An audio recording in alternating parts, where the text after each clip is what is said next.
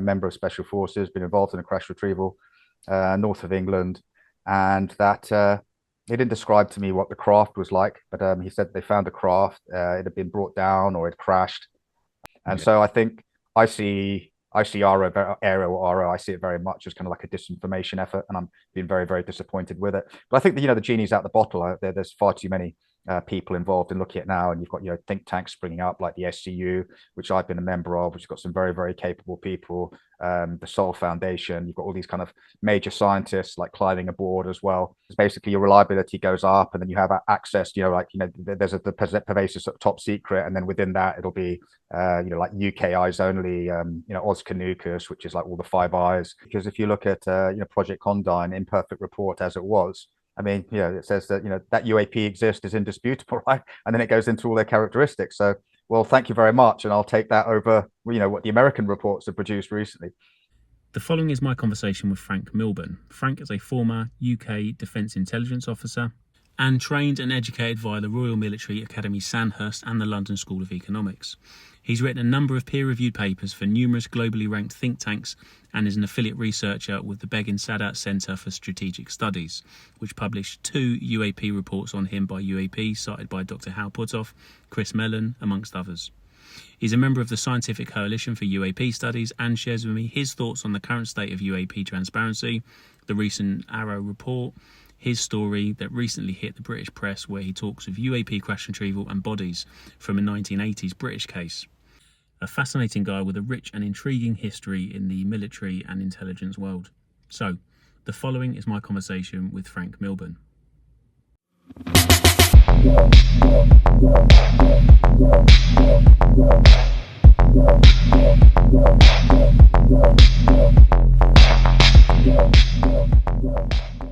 I'm kind of keen to know, firstly, where your interest in the kind of UFO UAP subject came from. And I appreciate there's, this sort of story that was in the press and there's, an awful lot to your history, sort of military wise, etc.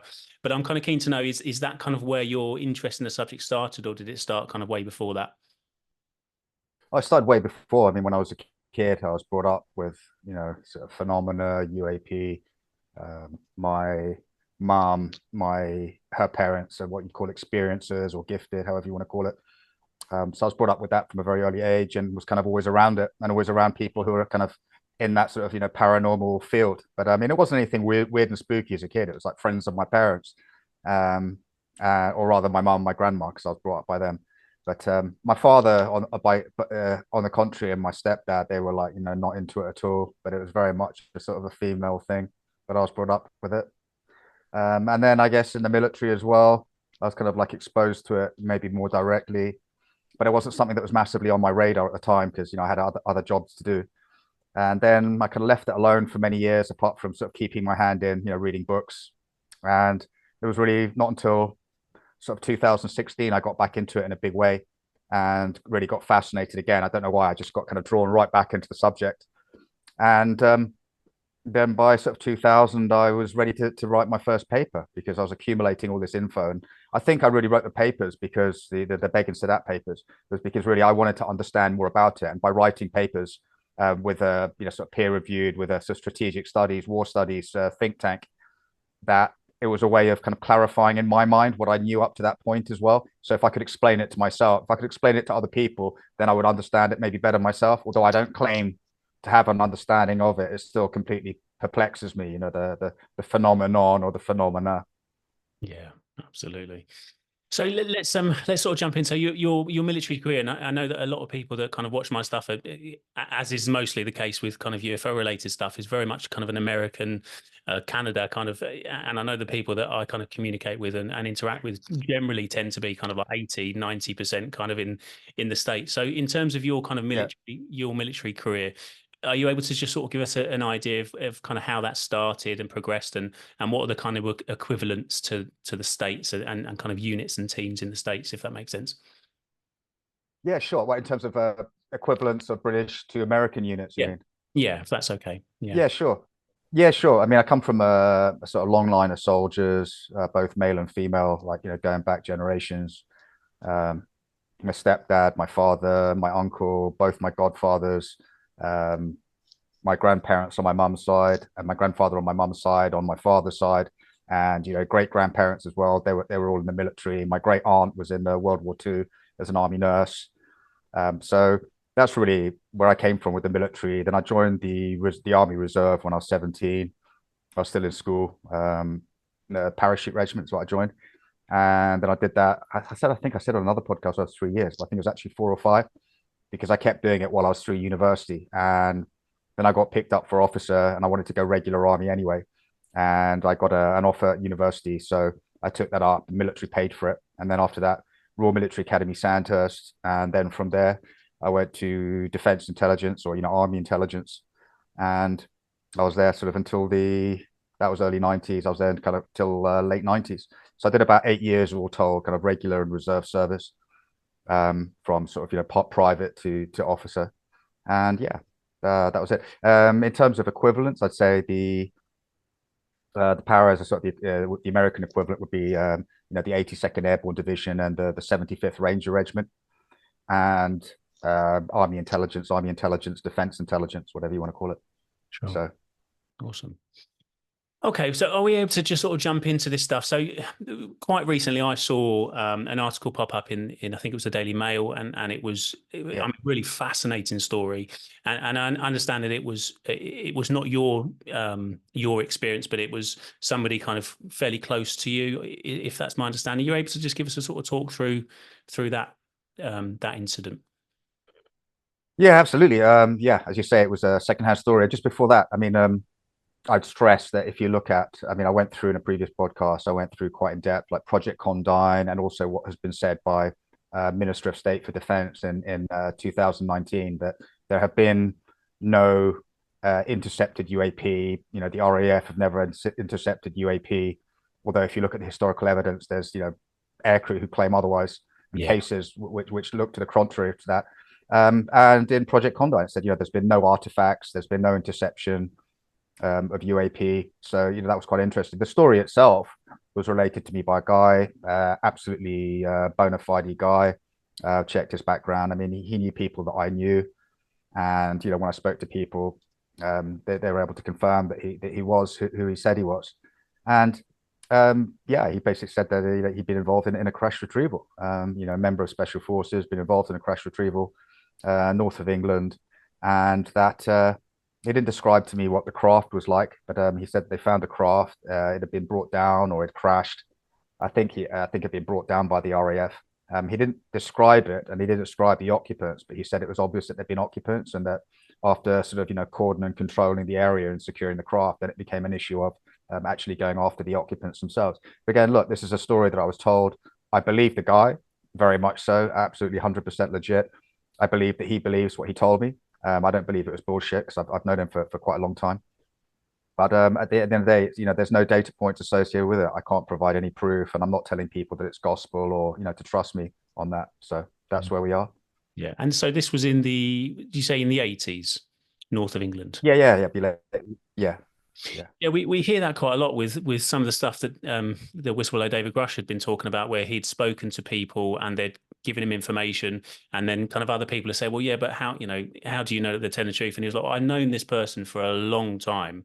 I checked their background. I mean, he's an intelligence officer, so he knows how to kind of feed back and check and things like that. So the credibility is really there when you consider that side of it. And you kind of alluded to that yourself. You checked on this person. You've known him for a long time. Is that right?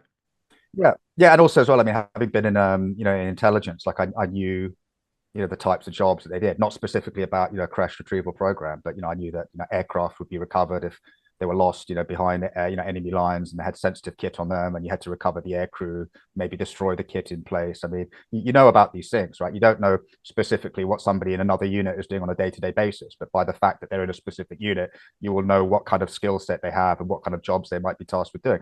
I think with Grush, I mean, it's much more credible because he's actually gone to an inspector general. He's made a complaint. He's made a testimony. He's testified as well before Congress, and if he bullshits, he goes to jail basically. So I think that's more credible when he says, yes, I know people. That's all something that it's an inspector general and congressional committees can actually check up on them for themselves. So in his case, there actually are data points that you can follow. So if he's bullshitting about knowing people, which I don't think that he is at all, that will be found out very, very quickly. So I think, there's much more data points in the Grush story as opposed to the one that I told. There's no data points whatsoever. Yeah. As someone, I mean, we don't often get to speak to people who have kind of been in the kind of intelligence world, intelligence community, and had to kind of keep secrets. How, I mean, are you able to kind of give us any kind of an understanding of what it's like? So when you are in one of these kind of teams, or if you're kind of read into some kind of a situation or a project or an operation, and you're given kind of access to extra information, I'm assuming, because you need that information in order to do X, Y, and Z within that Yeah. operational project. How does that work? I mean, I appreciate there's only so much you can kind of say, but is this, do you have to sign something? Is this like you sign this forever, or sorry, you sign it and you kind of keep to that forever, or are there certain things that you're allowed to say in the future? We've heard a lot about Grush and DOPSA in America. Information Yeah. is allowed to say. Do you have a similar sort of thing in the UK? And you're able to talk to Yeah, that? sure you do. I mean, yeah, I mean, in terms of you sign the Official Secrets Act when you join, which is pretty pervasive. In terms of sort of access to classified information, that depends on your level. There's different levels, and basically, the more sensitive information you have access to, basically, the more reliable that you have to be. And there's a difference between, say, for example, actually having physical access and control over documents, which you might have in, like, say, the intelligence corps, where actually you have them actually under lock and key, or under physical or electronic control, as opposed to people who don't have the ability to take those documents. It's called, like, the need to know, the need to hold, and the need to take. So if you're in intelligence, you'll have actually physical access to the documents, and then you will be briefing, like, senior officers. They will have a need to know, and they'll be able to see the documents, but they won't be the ones responsible for actually physically holding them and protecting them. And then yeah, when you get it written into different programs, it's just basically your reliability goes up, and then you have access. There's the pervasive sort of top secret, and then within that, it'll be, like UK eyes only, Oz Canucus, which is like all the Five Eyes. Then it might some of them might be just like UK, USA, and Canada. Some of them might be just UK, USA. Some of them will be like NATO standard for everybody in NATO, but not Five Eyes. Um, and yeah, that's the way that it works. As far as like new programs, you don't get, when you get read into something new. In my experience, you don't sign something new. Periodically, you may re-sign the Official Secrets Act, but you don't get a specific piece of paper like you do in the States. But I'm talking, this was back in the 1990s, right? So it might be different now. And it's just very highly compartmentalized, and that's how you kind of keep the secret. And you don't actually ask people what they do. Like, somebody might be sitting in the next office along, but they're working on a specific project. That they're working on something, for example, to do with the Balkans in like the 1990s, but you're not going to ask them specifically what they're working on. It's just, you just don't do it. Yeah. And how does that kind of work? So when you kind of retire, or you leave, or you go off to a different job, that Secrets Act that's been signed, that's kind of a forever thing, I'm assuming. What you've learned, or Yeah, yeah. Yeah, absolutely. I mean, when you leave as well, I mean, if you've worked, if you had specific access to specific, levels of information, for example, for the first, I think it's 5 to 8 years, you can't go and work in, China, Vietnam, or, sort of a state that's considered like hostile or unfriendly to the UK. And you certainly can't go and work for, a government or a criminal enterprise that has objectives which are, hostile to United States, to the UK government interests, or allied interests. But you can work for friendly governments. You can go and work for, the Canadians, the Americans, or like I did in Iraq. Okay, fascinating. But I know there's been cases where blokes are, so have where people have gone and worked for example, like cartels in South America, and they've come unstuck because they don't train you and give you that level of information for you to go and use that training and that experience to help a criminal enterprise. So that's very, very frowned on.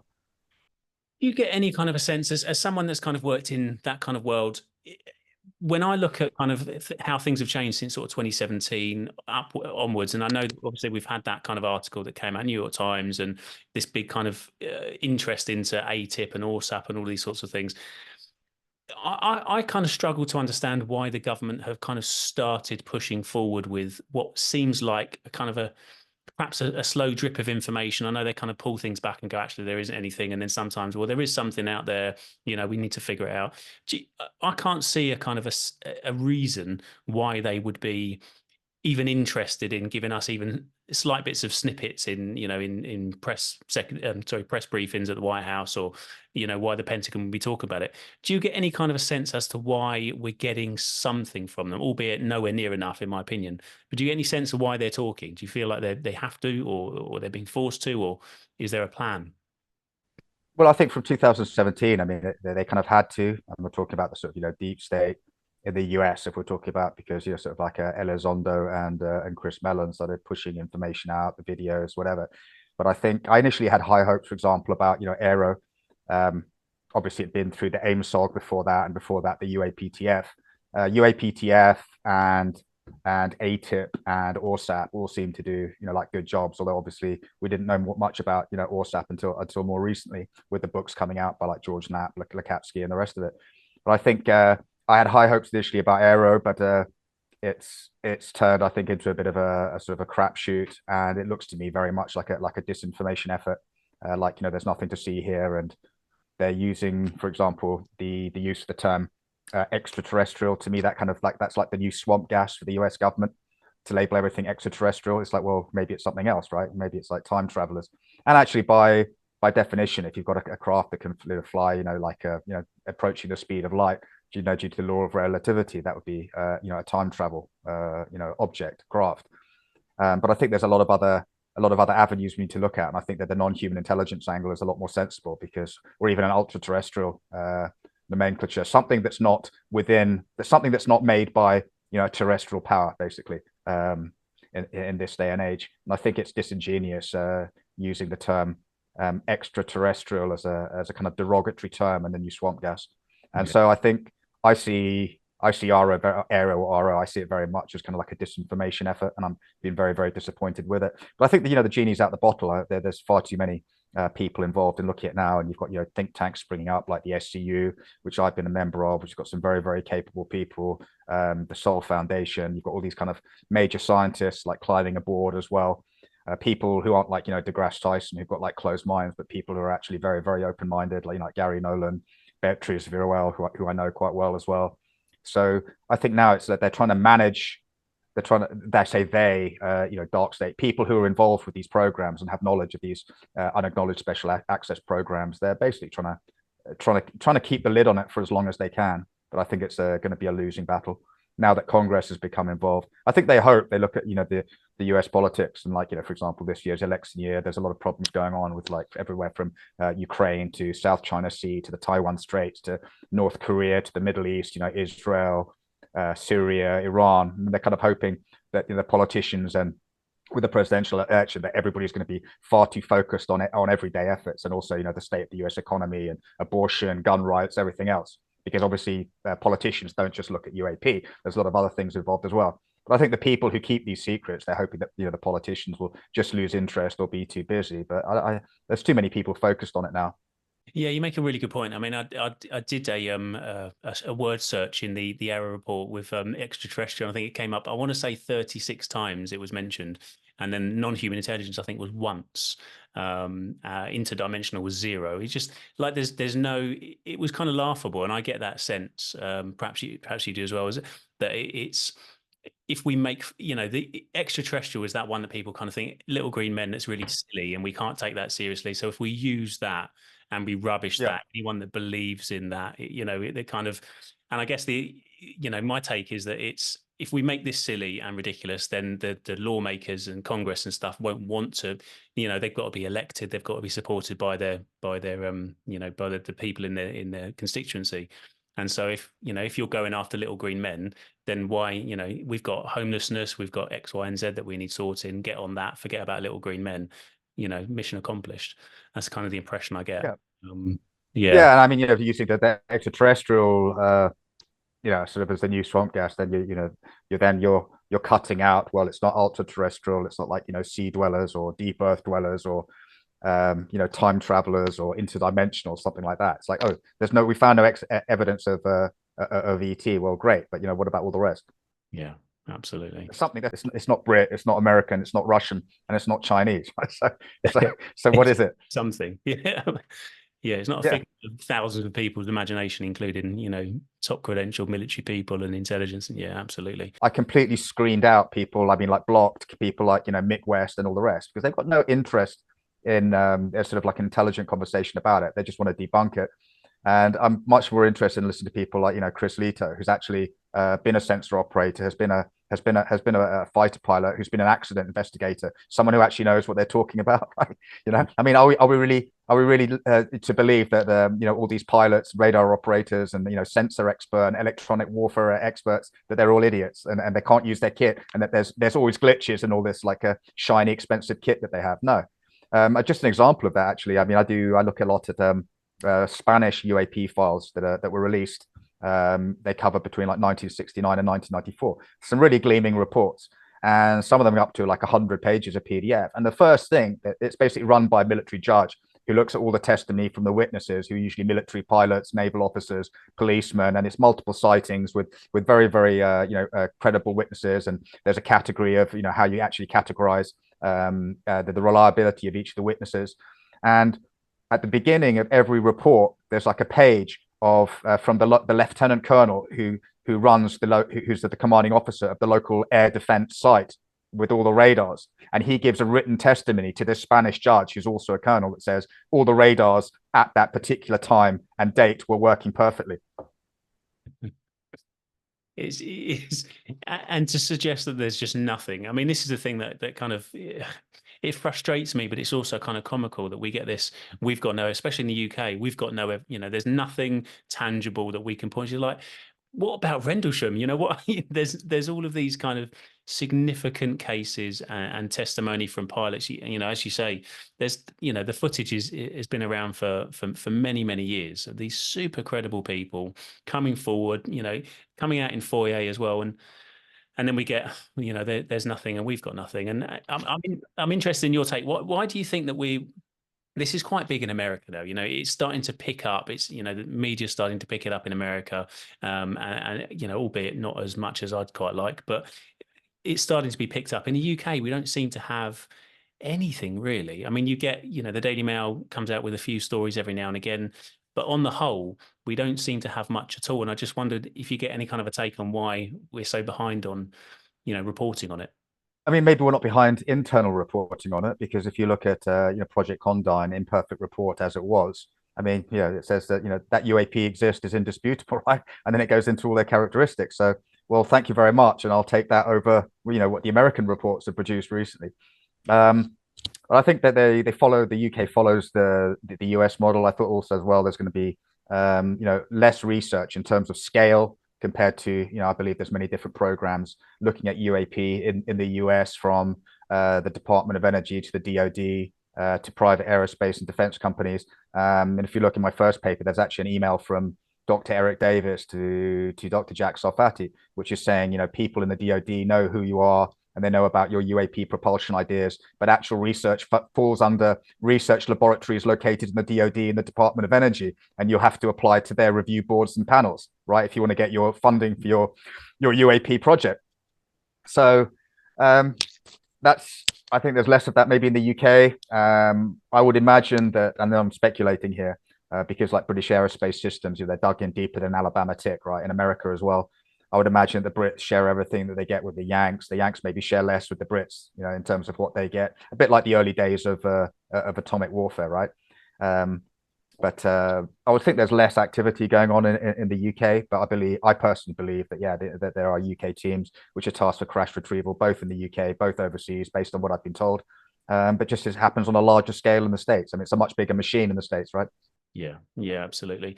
And do you get any sense, just on that point, do you get any sense about the sort of media in the UK and why we kind of get less, or we appear to get less kind of reporting from the media side of things? So whilst it seems as if we've kind of got a different openness, maybe. I think that's the sort of sense I get. That it's the sort of British seem to be less open to the idea. It's more kind of silly, whereas in America it's part of kind of culture, pop culture and stuff from Roswell onwards, I guess.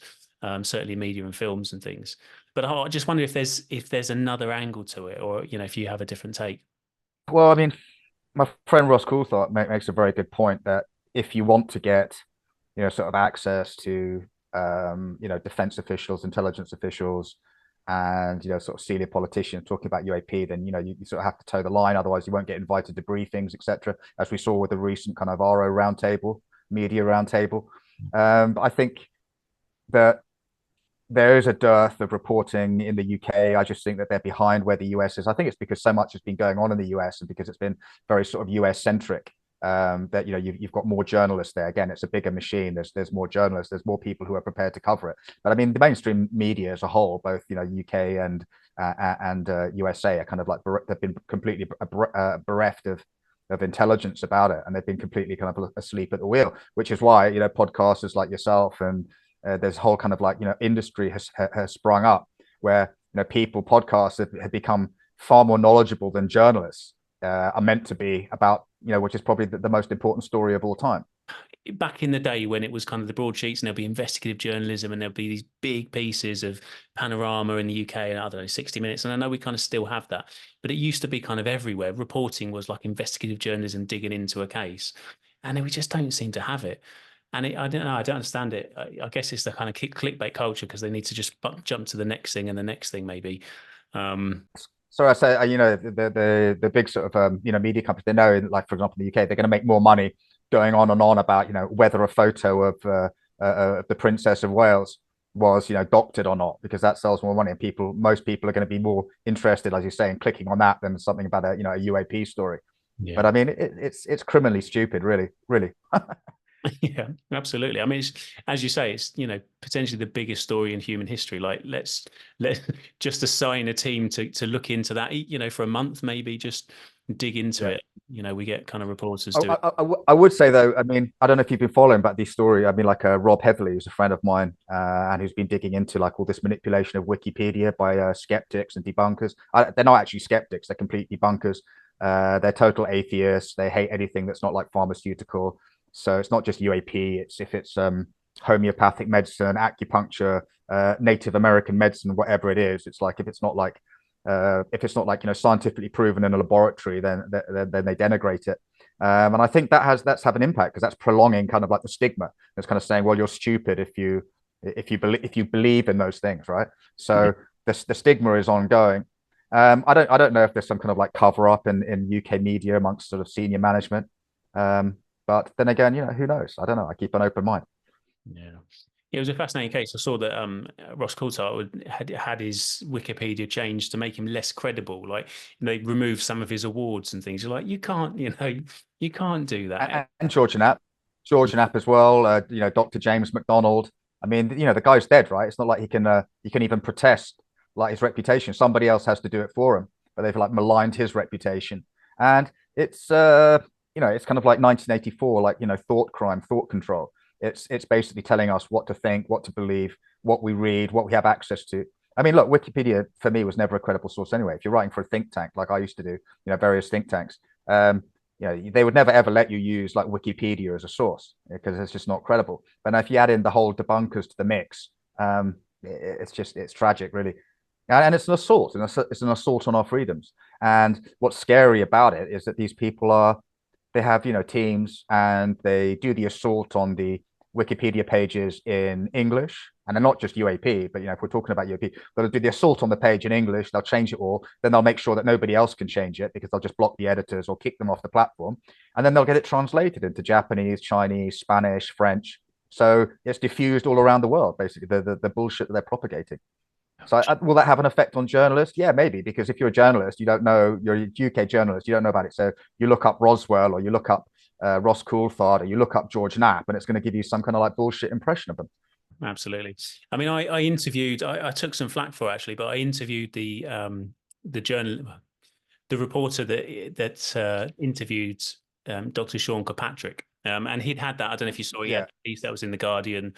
And it's, yeah, I mean, everybody kind of jumped in it. And it was quite clear that, this is what he says, and this is kind of his Kirkpatrick's take on it, and it wasn't investigating the case. It was just, this is what Sean Kirkpatrick has says, and this is what the Arrow report says, and that's it. And there was no kind of investigating it. So I wanted to kind of have that conversation with the guy. I think it's Danny Lavelle, I think, just to kind of ask Yeah, I've some of those blocked him questions. as well.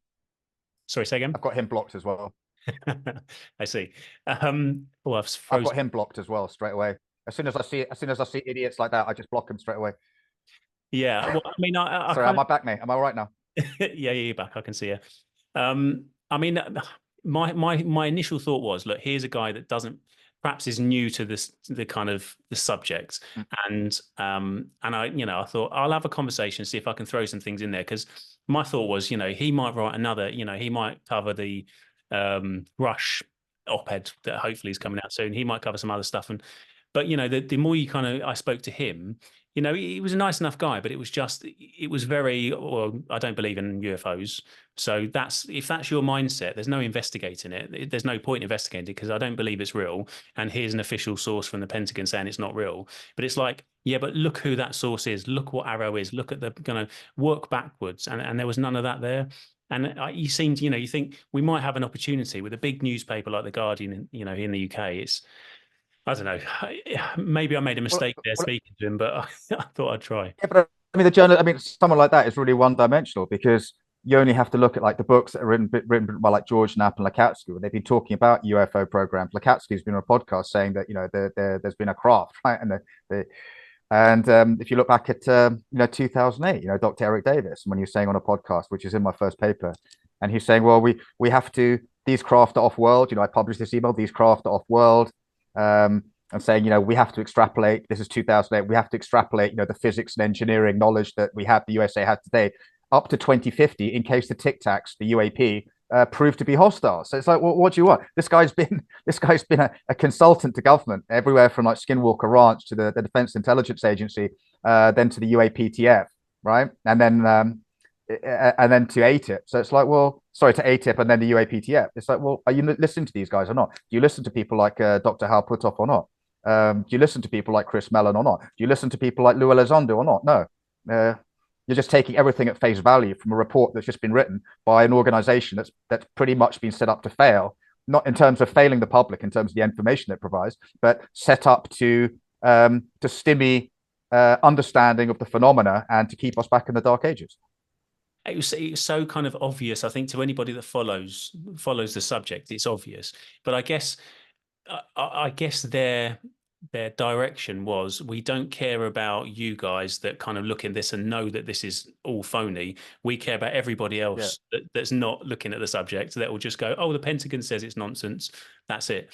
And mission accomplished if they get to those people. We know that it's nonsense. We know that we've got Lakatsky, we've got Eric Davis, we've got Grush, we've got Elizondo, we've got Mellon, all of it, and as you say, Hal Puthoff and loads of others. And then you go back even further from people that aren't with us anymore, that have said things, and they're documented. Yeah, Hynek, McDonald.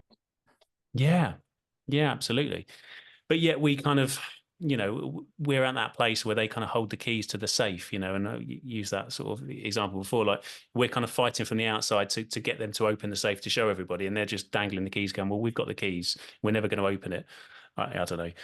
It's such a frustrating thing. Do you think that we're going to see any kind of disclosure from kind of a formal the government, from the executive? Do you think we're going to see that from them, or not, or from somewhere else? Well, arguably, I mean, there already has been. I mean, if you look at the Spanish UAP reports, if you look at the French Cometa report, if you look at Project Condign, right? I mean, technically there has been disclosure already. If you look at what we know now about ORSAP, ATIP, the UAPTF, technically there has been disclosure. I mean, the fact that there's a debunking effort now going on doesn't detract from the good things that we've learned from it. Disclosure is a very loaded term. I mean, it means different things for different people. For some people, it means hang out all the dirty laundry and know absolutely everything about UAP and interactions, hostile or benign as they may be with the non-human intelligences. To a sort of a very limited kind of disclosure, whereby it might be, well, yes, we do know that there are things operating in our airspace, but we don't know what they are fully yet. We don't understand them, but we want to find out more. it means different things to different people. I'm not a hang it all out on the dirty laundry because on the line, because obviously then people like Russia, China, potentially Iran as well. People who have burgeoning countries that have burgeoning aerospace programs and can actually build domestic fighter aircraft already. They would accrue an advantage for that. And also as well, the other problem is you've got this massive sort of internal battle going on. This battle between the executive branch of US government, the legislative branch, and from my research, I know that there's all kinds of horrible things that happen to scientists in the white world as well. People who are working on UAP programs. We know that bad things have happened to people in the past who've been involved in the UAP world. There's a whole sort of can of worms to be opened up there. But then the problem is, well, what kind of what does that do to American political stability, given that America is already so kind of like horribly and horrifically divided. So I wouldn't be an advocate of causing a kind of having a Watergate or a Pentagon paper scandal on a cosmic scale. Definitely not, especially not with Russia and China providing major threats to the international system.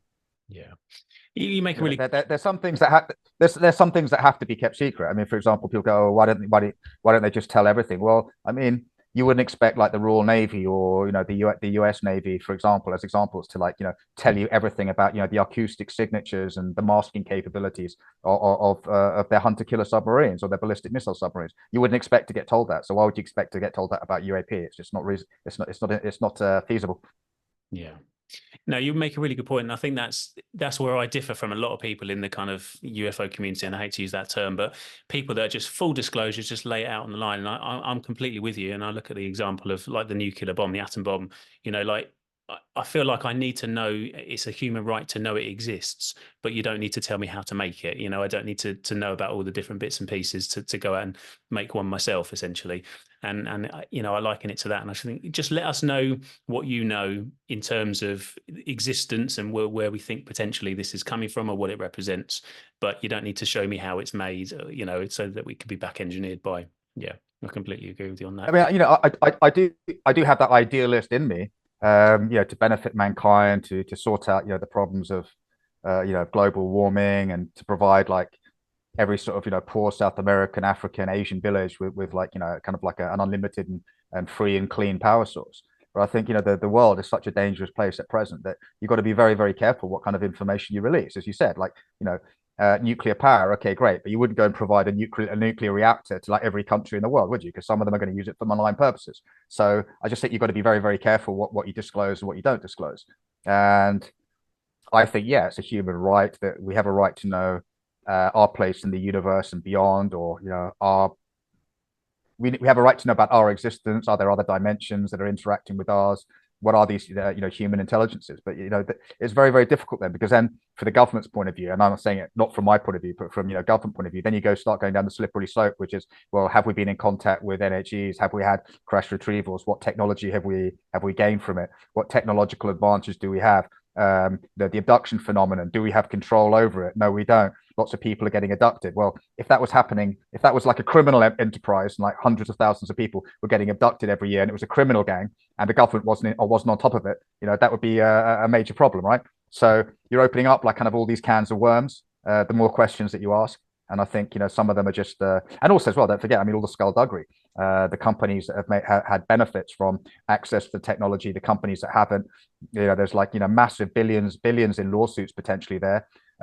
Shareholders, maybe like you sold a massive load of shares in a company and you didn't realize that it had access to this technology, and that 50 years into the future suddenly it'd be like making billions and billions more. So there's all kinds of problems there.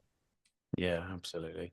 Yeah, that's a big one, isn't it? The kind of the financial element. People often overlook that side of it. That there could be the huge kind of lawsuits for companies that got stuff and companies that didn't, and as you say, share stuff. It's often. I'd like to point out one thing though. A lot of people go, "Oh, these companies are greedy, and that's why they hold back this tech or whatever." Well, actually, the way that I look at it is, if these aerospace and defense companies could actually provide working deployable squadrons of UAP with 5 observables, or even 1, 2, or 3 observables, right? That would be the sale of the century. So they'd make billions and billions, and they'd be equipping the US Air Force, because the US Air Force would say, right, well, yeah, brilliant, we'll pay any amount of money for that, because that gives us total spectrum dominance for the rest of time type thing, or as long as the Earth exists. Then the counter argument is like, oh well, you wouldn't want to. These companies want to, they don't want to develop the UAP technology because they still want to push out like the jets and stuff they're building today. Well, you still sell those jets and the technology to other countries. I mean, when you went, for example, from like coal and steam to combustion engines and then and electricity, right? It didn't happen like all in a one, and you had some countries that were much more advanced, right, than the other ones, and that had access to these technologies. So it doesn't happen like all at once.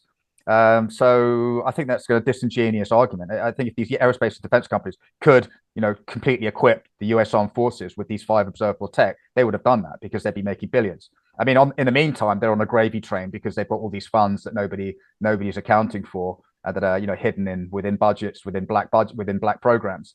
But I've got no doubt as soon as they can actually sell this stuff to the U.S. Air Force on a big scale, then and the Space Force, they'll be doing it. Yeah, yeah, yeah. I mean, companies are in money. Sorry, companies are in business to make money, right? Yeah. So if you've got like the latest or you've got like a new super chip, right, for a smartphone or a computer, you're going to get it on the market as soon as possible because everybody's going to want to have that faster phone, that faster computer, right? It's business progression. Yeah, that does make sense. Yeah, absolutely. Do you get any sense of? I know as you mentioned earlier on, you've written a paper and it was kind of a learning process to try and explain it to yourself as you kind of went along. Do you get a sense of what we're seeing, what the phenomena represents? And I know it's quite a speculative question. I like to ask it of people. Just not everyone's prepared to kind of nail their colours to the mast. Yeah. But have you gone in a specific direction of what you think it represents? But I came at it very much from sort of like a military strategic perspective, yeah. But I think it's a very difficult question to answer because I believe there's a wide variety of phenomena, both associated with UAP and not associated with UAP. I mean, if you look at Skinwalker Ranch, for example, right, you've got like poltergeist activity, you've got cryptids, you've got portals, you've got UAP, kind of all cattle mutilations, right? You've got everything in a very narrow space of real estate. So I think it's very, very hard to say. Very hard. It's very hard as well to assign intentions because I believe there's probably more than one group or more than one kind of intelligences, both operating UAP and existence in general. So it's very, very hard to assign intentions if you don't know who or what they are or where they're from, for example. So it's a very, very difficult question. So I try to keep an open mind as much as possible. I believe that if you look at the recent reports by the Scientific Coalition for UAP Studies, they've just done 3 really good papers from the year before last year and this year on UAPs and nukes and doing like pattern analysis where UAP have been seen from 1945 to 1975 in different sort of stages of American nuclear development, from the production of the atomic material to the processing of it to deployment at nuclear sites, whether it's bombers, ICBMs, whatever. So that's just one facet of it that might represent a military threat. And certainly, I would say UAP represent a threat in terms of, air safety, right? Air hazards, as, Project Condign points out, do not try to intercept a UAP. If you see a UAP, put it behind you. There's been cases of many cases of near collisions. There might be some cases where I would be, if you're a military guy, you'd be very alarmed if your nukes are getting shut down, with beams of light, but whether it's in the US or the USSR, former USSR. So that might represent one aspect of a military threat or reconnaissance. But then again, if there's more than one group, who knows what their intentions are? So it's very, very difficult to say. What I do is I take it on a case by case basis. Yeah. Yeah. I think if you mutilate, if you have say for example, cattle mutilation at Skinwalker Ranch, very cheekily within sight of a rancher, right, according to the George Knapp book. I mean, to me, it's like, well, okay, so if you can exsanguinate a large cow within sight of a rancher and leave no trace whatsoever, then what potentially could you do to a human being? Yeah, scary stuff. Absolutely. Yeah. What's just to sort of change tack a little bit? What are you up to now? I mean, are you sort of retired from the military and intel world? What are you up to now? Are you able to talk about anything you're working on? Oh yeah. No, I've been retired for years. I've been retired for years. Although I've worked, I mean, since then I've worked, like as a contractor in Iraq. I worked in oil and gas for a long time. Current work that I do is I do like due diligence. I do corporate investigations for companies. I do things like evacuation plans for companies if they're going into like hostile environments, medical evacuation plans, background checks on people. That's what I do at the moment. So I basically took what I learned in the intelligence world and I apply it in a corporate setting. Awesome. But Well, yeah, look, I'm still working. I'm still working. awesome. It's fantastic to have you as part of our kind of. I use the term community. I'm struggling to find like another terminology for it. It's like UFO community, but it's brilliant to have people like yourself that have got that kind of inside experience of how the kind of intelligence side works. And I've said to a few people before that I think part of the reason that we've got this really good momentum now is because we've finally got some people like your Louis Elizondos and your Chris Mellons and your David Grushes who know how things work inside to investigate, to look into it, to kind of push things forward, and to know where to look for documents and data and to get things declassified and stuff. And it's only when these people have kind of got on board that actually we've managed to get some bits and pieces of evidence come out in the FOIA and stuff like that. So to have somebody like you, and it's quite rare, certainly from this side of the pond, kind of on our side, so to speak, is brilliant. And it's really positive, I think, for the cause, for lack of a better term. So, I thank you for that. Thank you for your service as well, for the country. Thanks very much. I mean, I just say, I people like Lou and Grush. I mean, obviously they're a much higher level than I was, but it's really important, to have people like that, with credibility as well. I mean, look how people try to denigrate Grush's credibility. It's like, well, sorry, but he's testified, right? But how they try to denigrate those people precisely because they have stature, they have experience, and they know when to call BS. Yeah, completely. Absolutely. Look, I'm conscious of your time, Frank, and I really do appreciate it. It's been really great talking to you, and hopefully we'll get a chance to sort of speak again in the future. Sure. Thank you very much, buddy. No worries. Take care of yourself. Speak soon.